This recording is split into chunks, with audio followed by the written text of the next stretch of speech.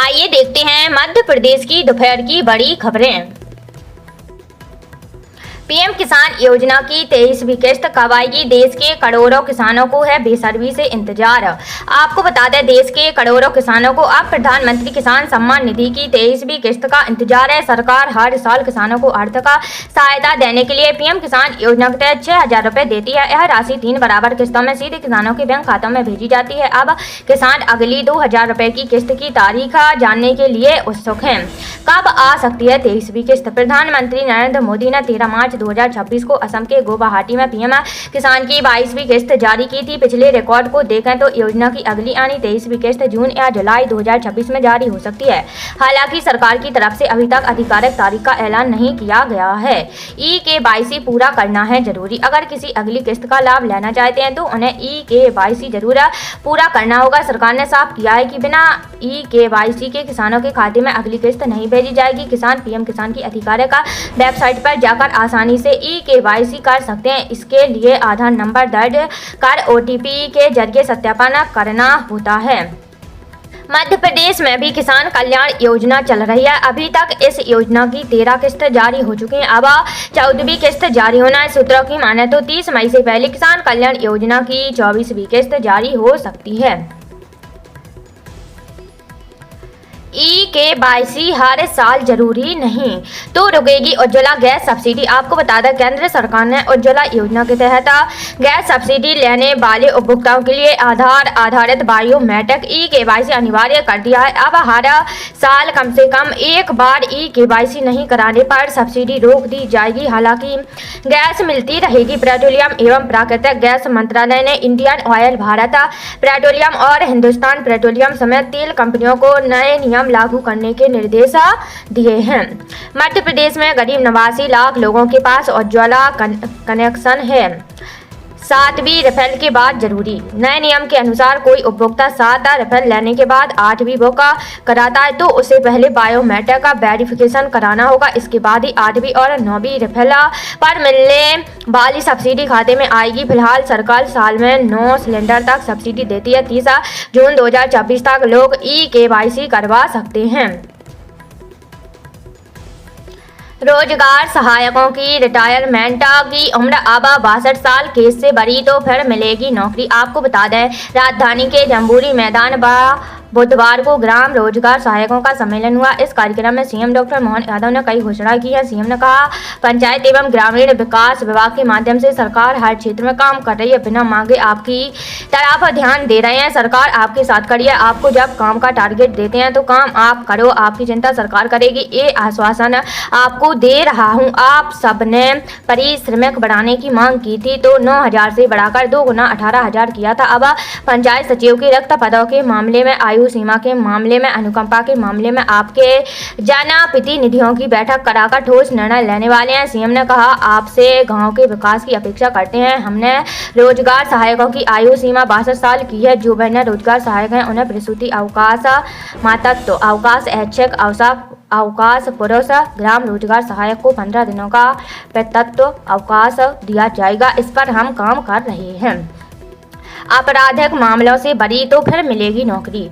वहीं सीएम ने सम्मेलन में कहा कि किसी कारण से किसी रोजगार सहायक पर आपराधिक प्रकरण बन जाए तो बाद में वो निर्दोष सिद्ध हो जाए तो उसे पुनः सर्विस में लेने की गारंटी हम सरकार के माध्यम से घोषणा करते हैं।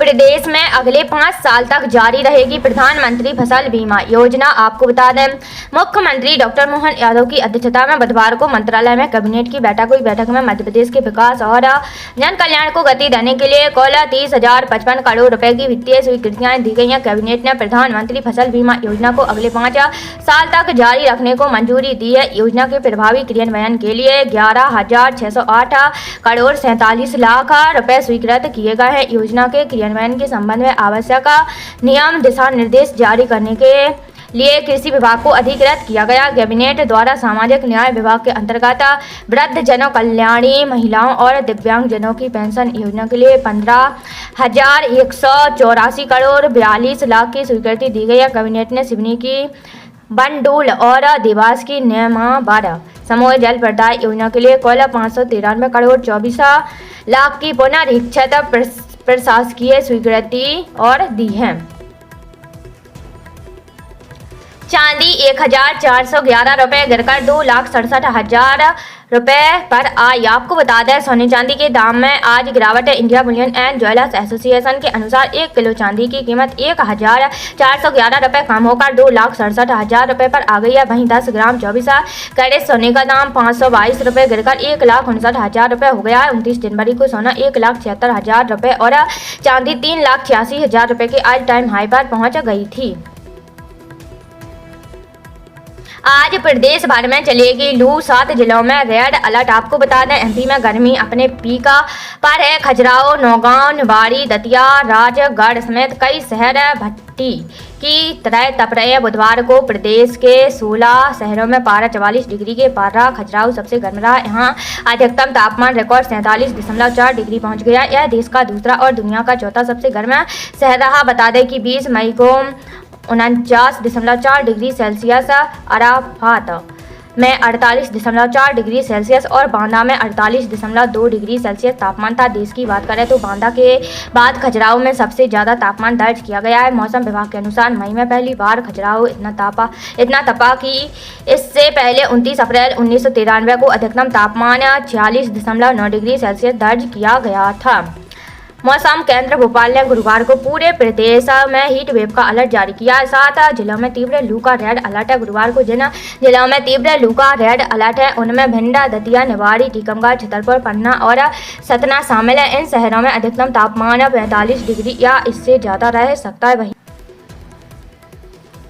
प्रदेश में अब 28 मई तक गेहूं बेच सकेंगे किसान, सरकार ने बढ़ाई खरीदी की तारीख। आपको बता दें प्रदेश में अब गेहूं खरीदी 28 मई तक होगी। मुख्यमंत्री डॉक्टर मोहन यादव ने बुधवार को प्रदेश में गेहूं खरीदी की अंतिम तिथि 23 मई से बढ़ाकर 28 मई तक करने का ऐलान किया। मुख्यमंत्री ने कहा कि सरकार अपने किसानों से किए गए वादों के प्रति पूरी तरह प्रतिबद्ध है। सरकारी खरीदी केंद्रों पर जिन किसानों ने स्लॉट बुक कर लिए हैं लेकिन लंबी कतारों के कारण अभी तक गेहूं नहीं बेच पाए उन सभी का गेहूं खरीदा जाएगा। मुख्यमंत्री ने बताया कि मध्य प्रदेश सरकार ने गेहूं खरीदी में अपने पिछले रिकॉर्डों को पीछे छोड़ दिया है। बीते बार सरकार ने 75 लाख टन गेहूं खरीदा था, जबकि इस साल सरकार 100 लाख टन से अधिक खरीदी के लक्ष्य की ओर तेजी से बढ़ रही है। उन्होंने जानकारी दी कि वर्तमान में मध्य प्रदेश पूरे देश में सर्वाधिक गेहूं खरीदने वाला राज्य बन गया है। अब तक 91 लाख मीट्रिक टन गेहूं खरीदा जा चुका है।